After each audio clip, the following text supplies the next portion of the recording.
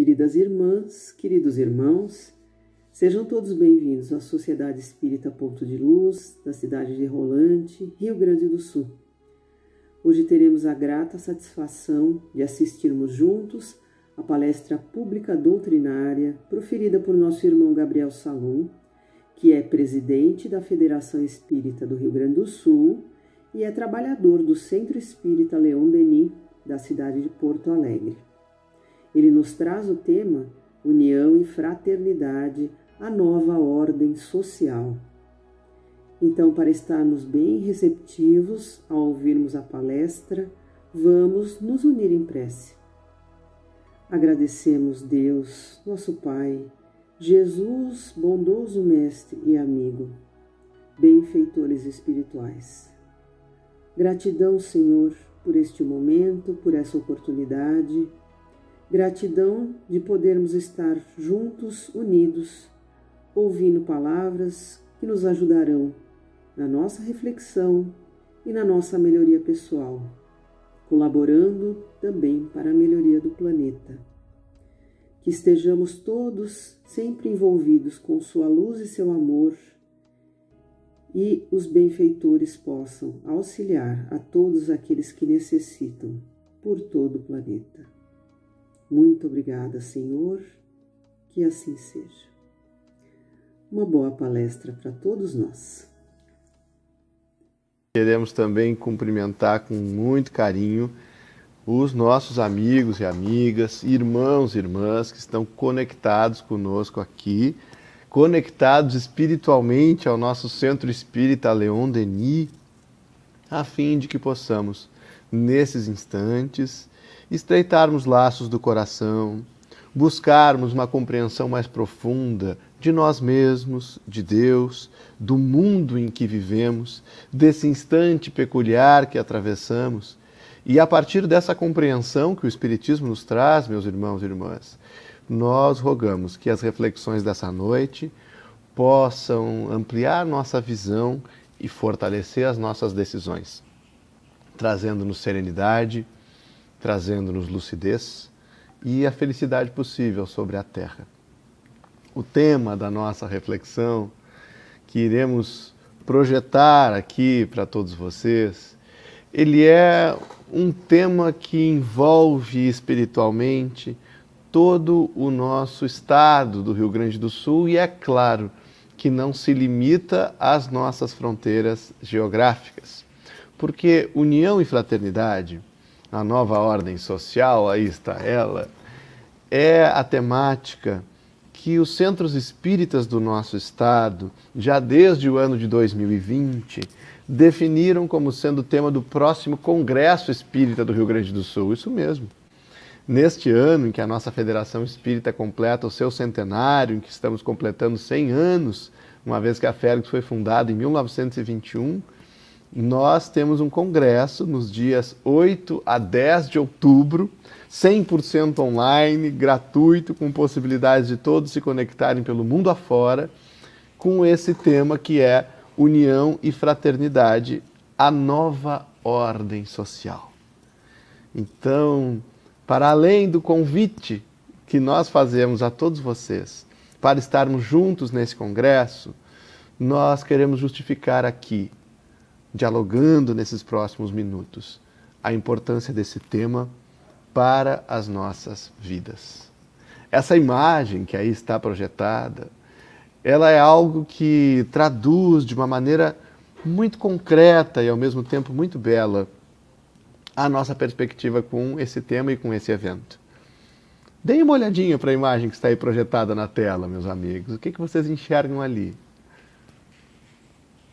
Nós temos crianças, bebês, jovens, temos pessoas com deficiências, temos pessoas de confissões religiosas diferentes, nós temos várias etnias ali representadas, nós temos pessoas com orientações sexuais diferentes. E esses raios de luz que nós percebemos coloridos, que emanam dessa imagem, Eles emanam de fato como raios que levam o esclarecimento e o calor do afeto a partir daquela forma redonda que ali está. Estamos formando um círculo em que no meio está a imagem do Evangelho segundo o Espiritismo. Se procurarem ali, está a imagem do Evangelho segundo o Espiritismo. Porque o círculo é a forma geométrica em que nós não temos primeiro, não temos último, em que nós não temos ângulos, em que todos se reconhecem como iguais e desta maneira nós nos percebemos como fratos, como irmãos, como filhos de um mesmo Pai. E isso faz toda a diferença prática nos nossos dias.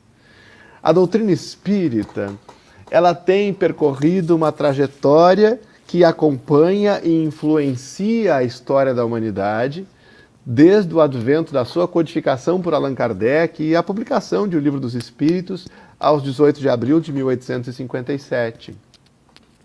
E o próprio Allan Kardec, já um ano depois da publicação de O Livro dos Espíritos, ele lavrou um texto intitulado A Propagação do Espiritismo, que foi publicado na edição do mês de setembro da Revista Espírita de 1858, um ano e pouco depois da publicação de O Livro dos Espíritos. E lá ele nos falava de períodos de propagação da doutrina espírita.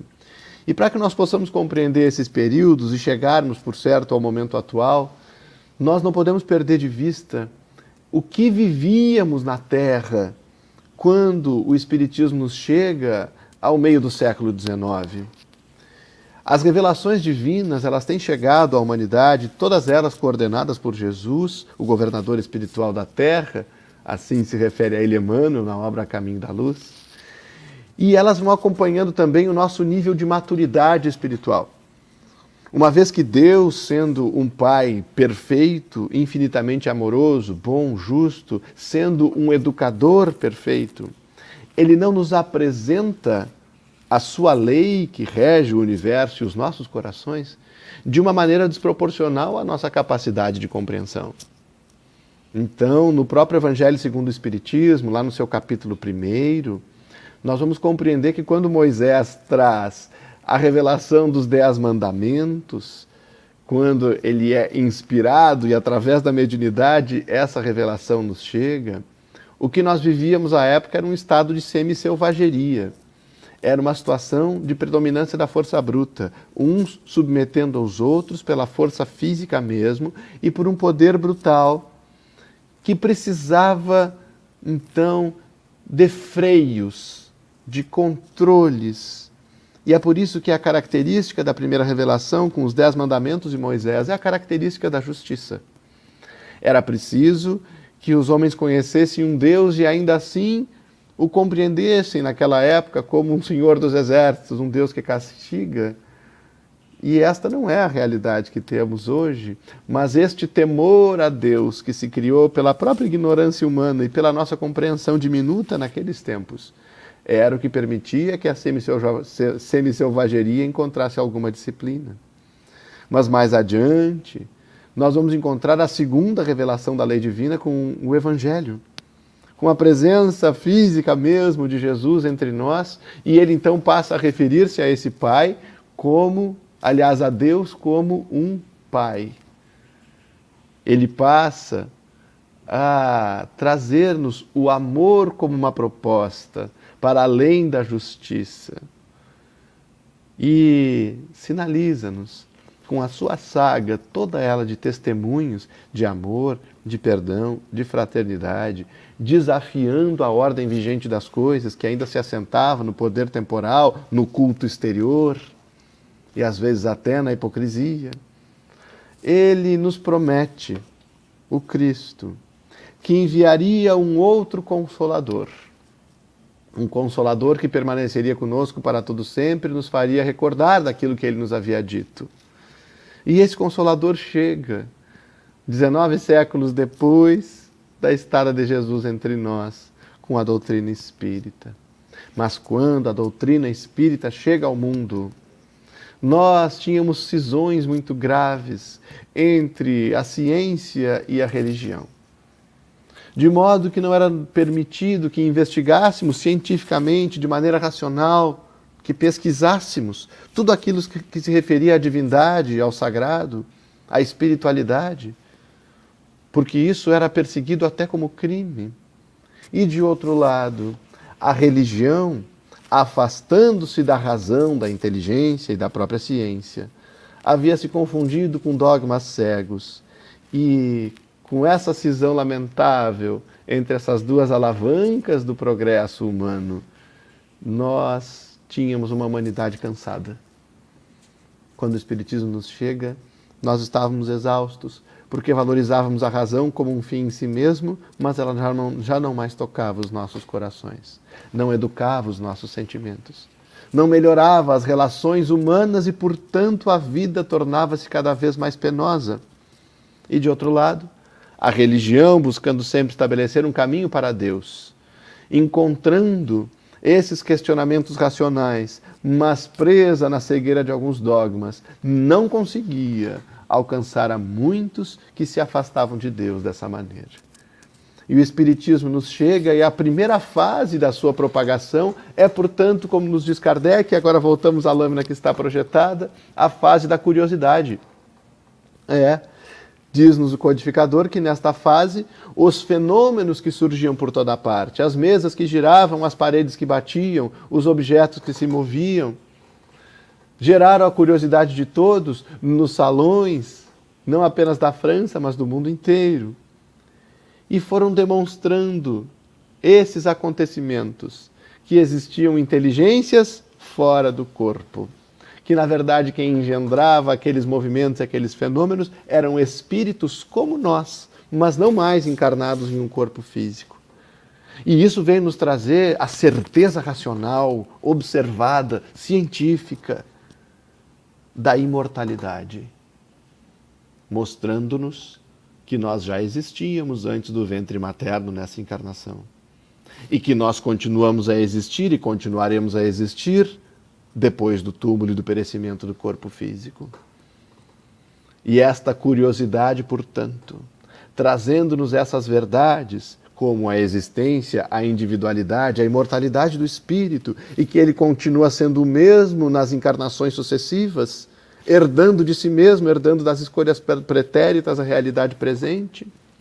Isso tudo nos leva à fase da observação, essa fase filosófica da doutrina espírita, em que o Espiritismo se aprofunda, se consubstancia, respondendo de maneira concreta, racional, essas grandes perguntas da humanidade que nos acompanhavam desde sempre. Quem somos? Para onde vamos? De onde viemos? Por que sofremos? Qual o sentido da vida na Terra? Então, a doutrina espírita que gera a curiosidade dos fenômenos, que se consolida na observação e na reflexão filosófica, mostrando-se capaz de enfrentar a razão como aliada e ainda assim desenvolver a religiosidade nos nossos corações, fazendo-nos compreender o amor e a justiça de Deus, o que nos seria impossível racionalmente sem considerarmos a imortalidade da alma. A doutrina espírita vai tomando o seu lugar entre as crenças seriamente reconhecidas no planeta. E então chegamos a um terceiro período, anunciado por Allan Kardec, dizia ele que nós chegaríamos neste período, que seria o período da admissão. O Espiritismo está hoje admitido, nós aparecemos nas estatísticas, nós estamos em mais de 15 mil instituições no Brasil, estamos em quase 40 países no mundo, estruturados do ponto de vista do movimento espírita, mas muito além disso. Os princípios espíritas, sendo os mesmos princípios da lei divina ou natural, são cada vez mais admitidos pela razão e mesmo pelas pessoas que não se confessam ou não se reconhecem como adeptos do Espiritismo. Mas para que tudo isso? Por que atravessaríamos uma fase de curiosidade, um período filosófico de observação, a admissão social?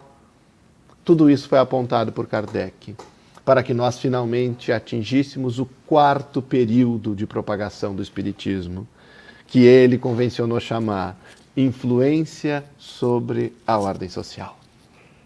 Mas é claro Porque, sendo a doutrina espírita uma doutrina de tríplice aspecto, ciência, filosofia e religião, tudo aquilo que a ciência espírita demonstra e que a filosofia faz refletir tem o objetivo de transformar a conduta humana.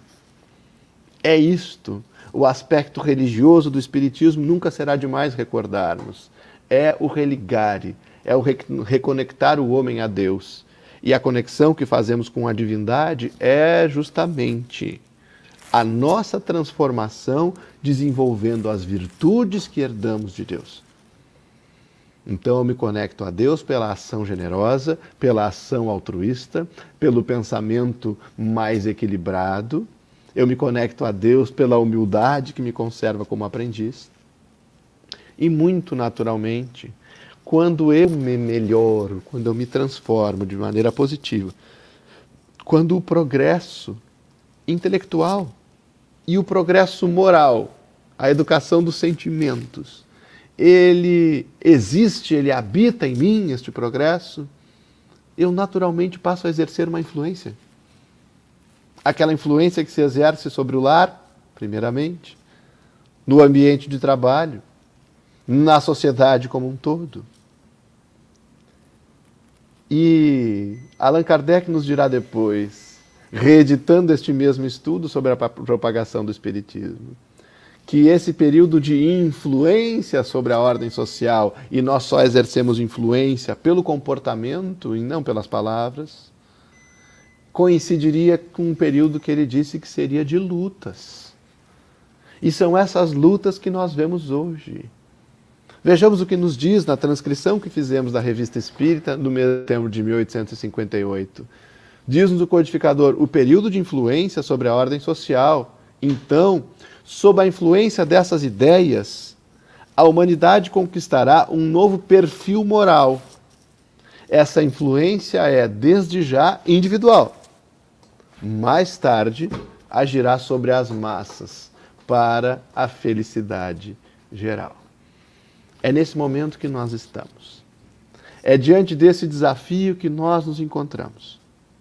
Permitirmos que essas ideias, que essas noções da realidade íntima, espiritual, que o conhecimento e o entendimento da lei que rege o universo, as relações humanas, nos permita influenciarmos a partir de nós mesmos, como os raios da identidade visual do nosso congresso, todos os nichos sociais.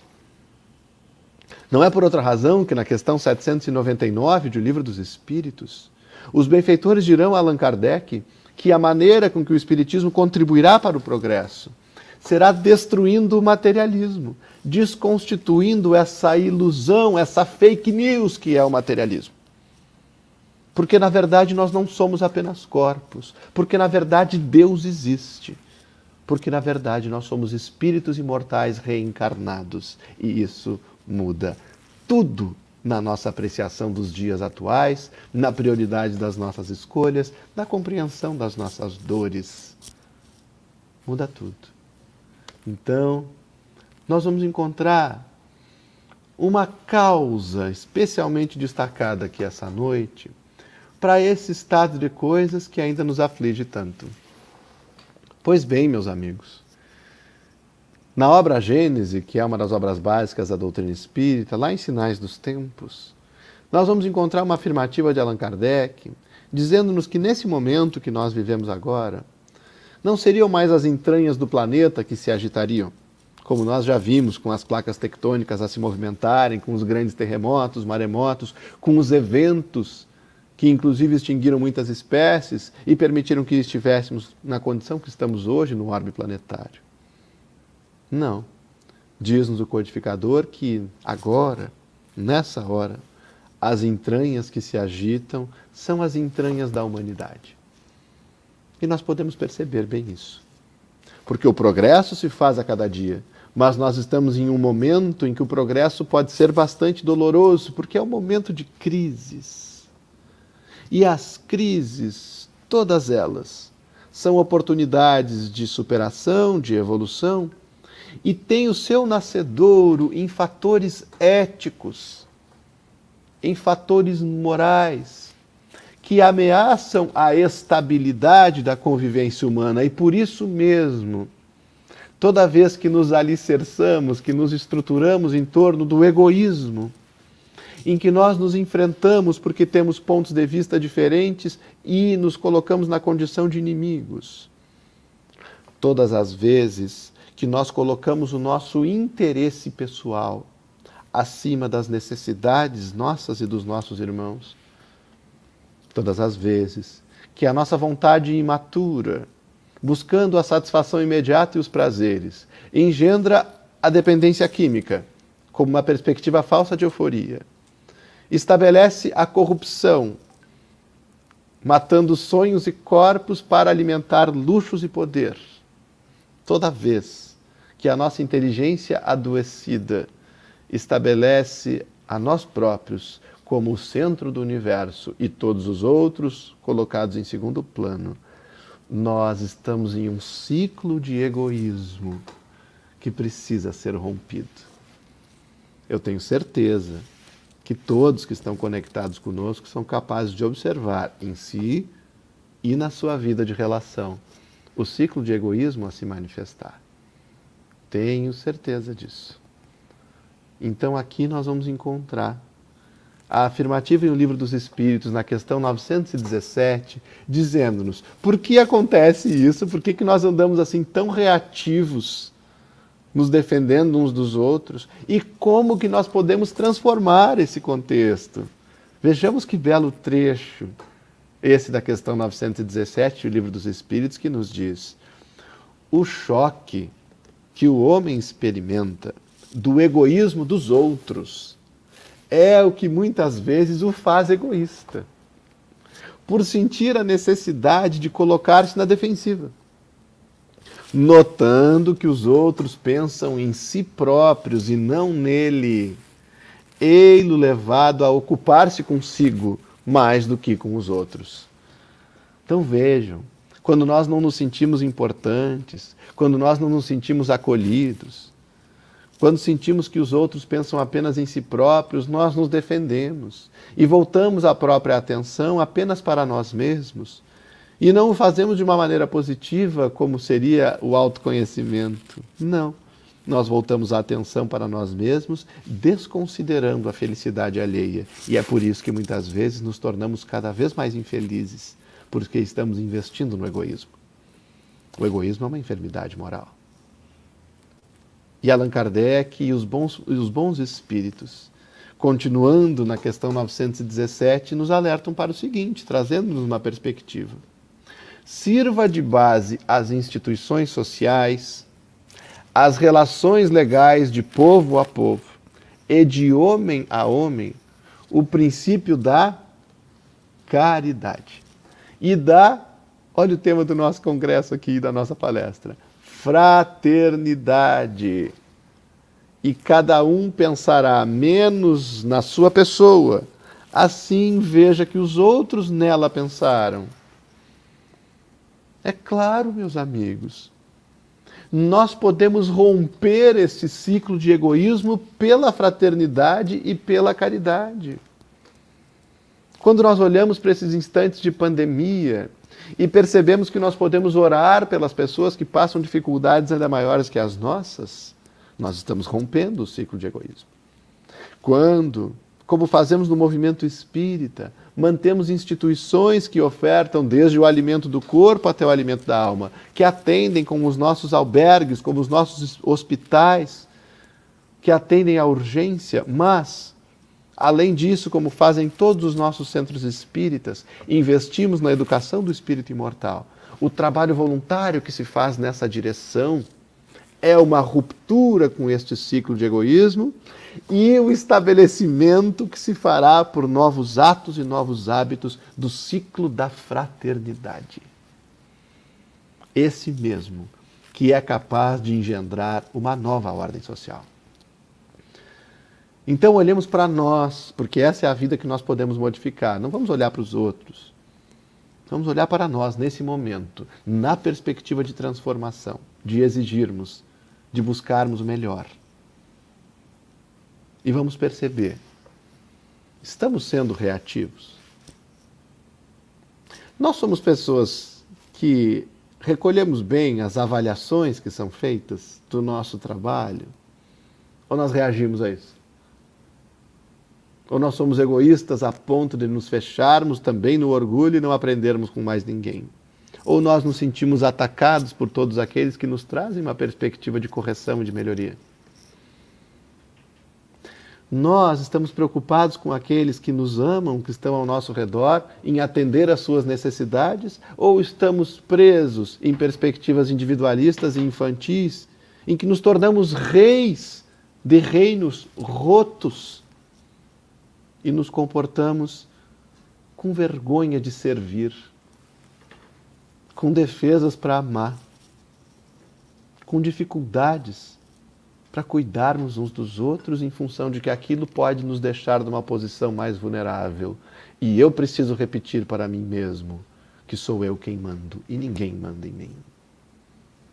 Esse ciclo da arrogância e do egoísmo, meus queridos amigos, é alguma coisa que precisa vencer-se, a fim de que, agindo primeiramente pelo amor, assumindo o risco de servir, de perdoar, e não nessa postura infantil e reativa, nós seremos capazes de chegar neste momento que está descrito aqui.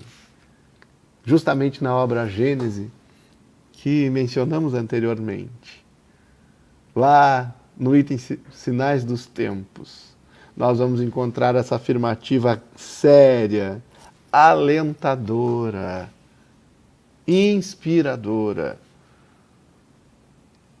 A fraternidade será a pedra angular, novo alicerce para as nossas construções. Novo alicerce, não mais o egoísmo. O alicerce é a fraternidade, porque tudo que se estruturou sobre o egoísmo veio abaixo, desde os grandes conglomerados empresariais, que tinham o egoísmo engendrando a corrupção e a exploração do trabalho, até os governos que têm o egoísmo buscando servir-se em vez de servir ao povo. Tudo isto está ruindo, já ruiu ou vai ruir, porque só pode permanecer edificado em um universo que é regido pela lei de Deus, aquilo que tem a fraternidade como pedra angular.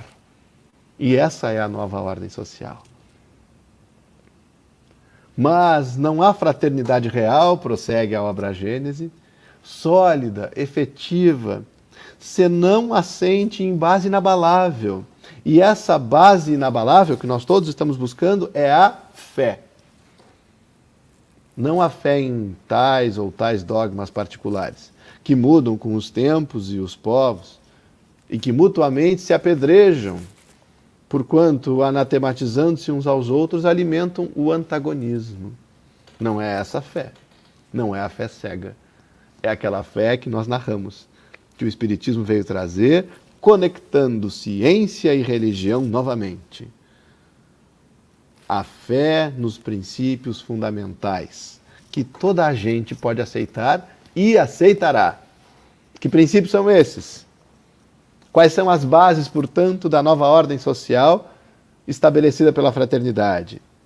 Deus, a alma, o futuro, o progresso individual indefinito, ou seja, ainda nem limitado pelas nossas percepções. Um progresso individual que vai muito além daquilo que somos hoje. A perpetuidade das relações entre os seres. Vejamos que influência cada um desses princípios pode trazer para nós e para a vida prática. Deus. Ora, quando nós compreendemos a existência de Deus e observamos pela razão que em tudo Deus se expressa e que injustiças podem ocorrer apenas na perspectiva da lei dos homens, mas jamais na perspectiva da lei de Deus, nós vamos perceber que não adianta buscarmos felicidade investindo contra os nossos irmãos. Porque Deus, sendo o Pai de todos nós, e sendo cada um de nós irmão do outro, fratos, fraternos, irmãos, nós não conseguimos fatiar pela indiferença a alegria de uns e estabelecê-la, a revelia da dor de outros. Nós começamos a pensar que não nos adianta defender pena de morte, que não nos adianta encerrar criaturas em casas prisionais, ou fechar os olhos para as favelas lamentáveis, para o tráfico de drogas, e nos internarmos nos nossos apartamentos, nas nossas residências confortáveis, utilizando MD, doce, bala, e imaginando que isso estará à margem da lei de Deus e não estará causando justamente o impacto social que, por exemplo, o consumo de drogas, mesmo por aqueles que dizem eu jamais serei dependente, será capaz de estabelecer em toda a criminalidade que é sustentada, infelizmente, pelo tráfico. Então, este comprimido que gera alegria nas baladas é, na verdade, o sangue de muitos que morrem pelas chacinas. Quando nós compreendemos Deus, e compreendemos Deus e a alma, nós vamos perceber que há razões, sendo espíritos imortais como somos, há razões para termos renascido neste lar, especificamente em que renascemos, nesta cidade, neste momento histórico.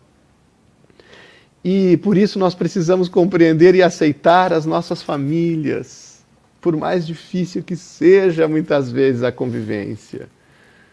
E entendermos que esses espíritos imortais aqui estão para novamente se buscarem, se perdoarem, auxiliarem reciprocamente, todos buscando a evolução, refazendo caminhos e rumando para Deus.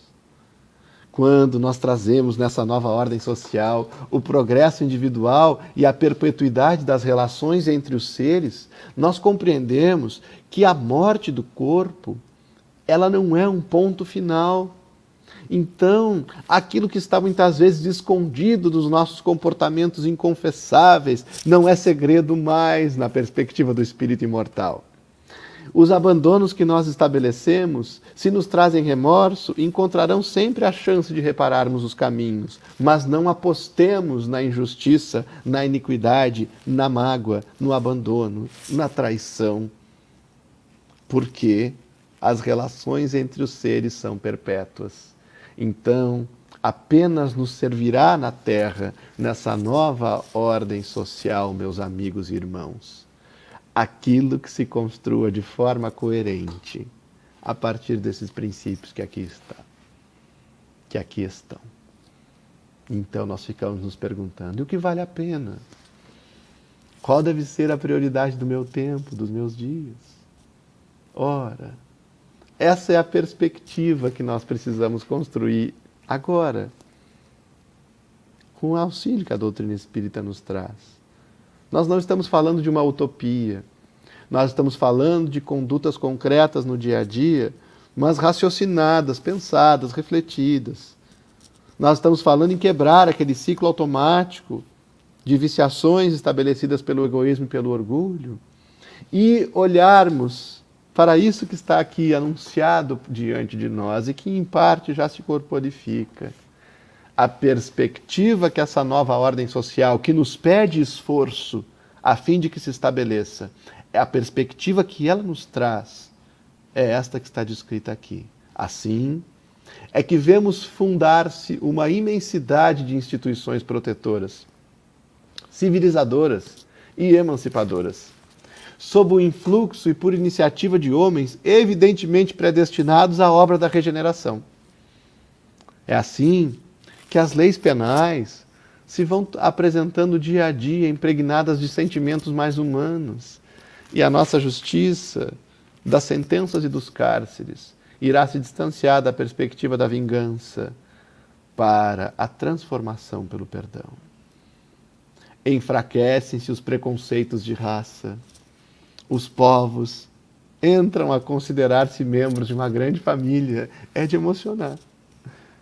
Pela uniformidade e facilidade dos meios de realizarem suas transações, olha a globalização aí, gente. Eles suprimem as barreiras que os separavam e de todos os pontos do mundo reúnem-se em comícios universais para as justas pacíficas da inteligência. O que será isso se não uma palestra online como essa, em que nos reunimos de qualquer parte do mundo, ou o próprio congresso que nós estamos anunciando, que está luzindo diante de nós, o 11º Congresso Espírita do Rio Grande do Sul, que está lá em espiritismors.org.br, conheçam, porque este congresso será uma justa pacífica da inteligência, será um comício universal, em que criaturas de vários pontos do mundo estarão reunidas para que as suas transações intelectuais, morais e afetivas produzam a unidade capaz de nos reunir de uma vez por todas em uma única família humana e universal. Uma família na qual não faz sentido a discriminação e o preconceito. Uma família na qual não tem lugar o abandono e a indiferença. Uma família que, por estar alicerçada na fraternidade e nos princípios da lei natural divina, não encontrará mais as guerras como a predominância da vontade de uns sobre a felicidade dos outros. Ah, meus amigos, é para lá que nós estamos caminhando. É assim. E qual é o papel de cada um de nós? E quem se enquadra nesse cenário, nessa proposta de vida que está anunciada aqui? Todos. Nós vamos buscar a contribuição do Espírito Emmanuel na obra Rumo Certo, justamente no capítulo que fala de nós. Por isso que o título do capítulo é Imperfeitos, mas úteis. Não é assim que você se sente? Imperfeito, mas útil. Eu me sinto assim, imperfeito, mas útil. E é para nós que Emmanuel diz: a construção do bem comum é obra de todos. Então não é alguma coisa para a gente terceirizar. Não é alguma coisa para deixar para depois. Não é algo para deixar que o vizinho faça. Não. A construção do bem comum é obra de todos. Todos necessitamos trabalhar no sentido de aprender e construir, auxiliando os companheiros esclarecidos para que se tornem cada vez mais fiéis à execução dos compromissos nobilitantes que abraçam. Então, mesmo essas criaturas que nós consideramos fortalecidas, iluminadas, evoluídas, porque são espíritos que estão impulsionando os rumos da Terra, eles precisam do auxílio de cada um de nós, dos imperfeitos, mas úteis. Os valorosos precisam do nosso trabalho, do nosso auxílio, para quê? Para não descerem ao desânimo. Os retos, para que não se transviem. Os fracos, para que se robusteçam. Os tristes, para que se consolem. Os caídos, para que se reergam. Os desequilibrados, para que se recomponham. Os grandes devedores, para que descubram a trilha da solução aos problemas em que se oneram. Certamente, cada um de nós se enquadra nessas categorias, em uma ou em várias delas, na dinâmica do tempo nas nossas existências. Nós somos, por vezes, valorosos, retos, noutros instantes, fracos, caídos, tristes, até mesmo desequilibrados ou devedores. Mas o fato é que para toda a condição que o Espírito Imortal apresente, nesse momento, eu, você, todos nós, a construção do bem é o que nos irá trazer luz, serenidade, paz, felicidade verdadeira. A fraternidade e a união entre nós, a engendrarem uma nova ordem social, pedem-nos isto, meus amigos, que não nos rendamos ao desânimo, que renasçamos muitas vezes em nós mesmos para suportarmos uma pandemia, mas também para permitirmos que ela nos torne melhores. A união e a fraternidade são a resposta para as angústias do coração e para os desafios intrincados da família. São a resposta para os grandes problemas sociais, como para a convivência cotidiana. Então, assim nos despedimos de todos vocês, por hora, por enquanto, neste momento tão singelo de reflexão, com versos intitulados Fraternidade. O Espírito João de Deus ditou a Francisco Cândido Xavier, lá na obra Parnaso de Além Túmulo. Esta obra que foi editada já há mais de 80 anos, ou há quase 80 anos, eu acho. Isso. E lá nesta obra, Fraternidade, nós vamos encontrar esses versos tão belos dizendo-nos: fraternidade é a árvore bendita, cujas flores e ramos de esperança buscam a luz eterna que se agita rumo ao país ditoso da bonança. Fraternidade é a obra cristalina em que descansa a alma humana fraca, errante e aflita. É a luminosa bem-aventurança da mensagem de Deus, pura e infinita. Vós que chorais ao coro das procelas, vinde, irmãos, desdobrai as vossas velas, não vos sufoque o horror da tempestade. Não. A fraternidade é o derradeiro porto, a terra da união e do conforto, que habitaremos na imortalidade. Então, esperança, meus amigos, esperança. A fraternidade, além de tudo, é o que nós precisamos nesse momento, para a reflexão e para a conduta, para a prioridade e para a escolha, para o otimismo e para a esperança. É assim que abraçamos a todos vocês, convidando-os a conhecerem o nosso congresso, que já está por aí, cheio de conteúdos sendo construídos. espiritismors.org.br. União e Fraternidade, a nova ordem social. Muito obrigado. Finalizando agora os trabalhos da noite de hoje, vamos aproveitar para agradecer ao nosso irmão Gabriel Salum pela explanação deste conteúdo tão significativo para as nossas vidas e para os dias atuais aos quais estamos vivendo. Nosso muito obrigado. Elevemos nosso pensamento, visualizemos o nosso Mestre Jesus e, agradecidos por mais uma oportunidade, por mais um dia, vamos também fazer nossos pedidos, aos quais, neste momento, tivermos vontade. Que essa noite possa ser uma noite de descanso, de um abençoado descanso, e que sempre possamos contar com o auxílio do plano espiritual, dos nossos anjos guardiões, e que seguimos nossa caminhada com muito amor, com muita paz, com muita luz em nossos corações. E assim, Divino Mestre, nos encha de bênçãos e se conosco sempre, em todos os momentos.